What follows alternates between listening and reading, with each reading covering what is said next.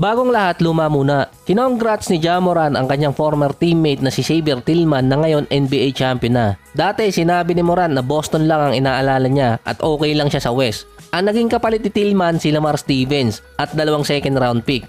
Eligible si Stevens sa championship ring. Hindi nga lang nangangahulugan na bibigyan siya ng Boston.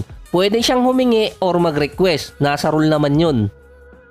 So meron lang mga nagtatanong nito kung si Marcus Smart mabibigyan ba ng championship ring. Ang sagot doon, hindi siya eligible dahil na-trade siya ng off-season. Hindi naman kasagsagan ng regular season. Yung mga players ng Boston na na-trade during regular season at yung mga players na binitawan nila ay eligible. Pero katulad ng sinabi ko kanina, hindi naman nangangahulugan na bibigyan sila. Pwedeng pagbotohan nyo ng mga player or kaya mag-request mismo yung player. Sa mga forums at comment section, hindi kaya nang hinayang si Blake Griffin na hindi siya nag-sign sa Celtics kahit gusto pa ng team na kunin siya at may nakalang kontrata at spot para sa kanya bago mag-retire. Ang sinabi kasi ni Blake noong 2023 off-season, gusto muna niya magpahinga.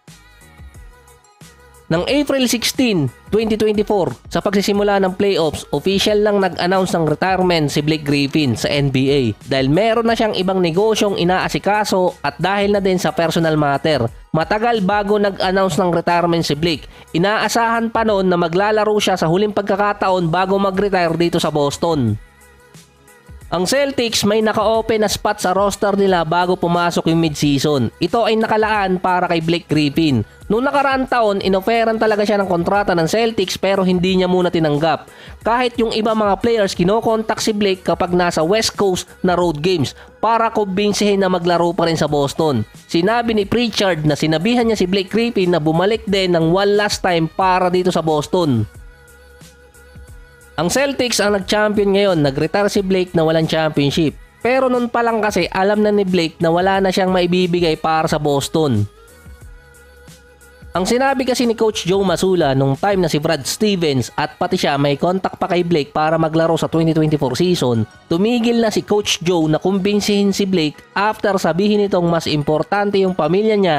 Dahil since 2018 na matrade siya sa East Coast, bibihira nang makita ni Blake yung mga anak niya. Dagdag pa nito, gusto din niya magpahinga muna.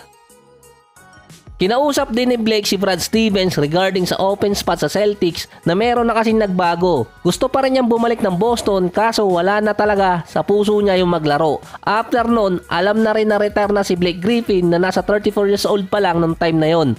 Bago pa lang kasi pumasok ang playoffs, nag-decide na talaga si Blake na mag-retire. Or bago pa lang pumasok yung year ng 2024, nasa mentality na ng retirement talaga si Blake Griffin at wala na talaga siyang balak maglaro noon sa season. Wala naman dapat pagsisihan si Blake Griffin dahil mas naunang nag-retire siya. Binanggit naman niya na wala na rin yung katawan niya para maglaro. Lalabas din na free ride yung mangyayari kay Blake. Last season, nakalaro siya ng 14 minutes, 4 points at 3 rebounds. Quality minutes pa rin para sa isang role player. Masasabing manghihinayang lang si Blake kung ang pagbabasihan doon yung mismong Celtics ang naghabol sa kanya. Nasa 4 na core players din ang binitawan ng Boston at napalitan na matagal na din naglaro sa kanila. Andun si Grant Williams, Marcus Smart, Robert Williams at kahit si Malcolm Brogdon. Yung 3 sa 4 na yon matagal na naglalaro sa Celtics at kasama nila sa mga conference finals game.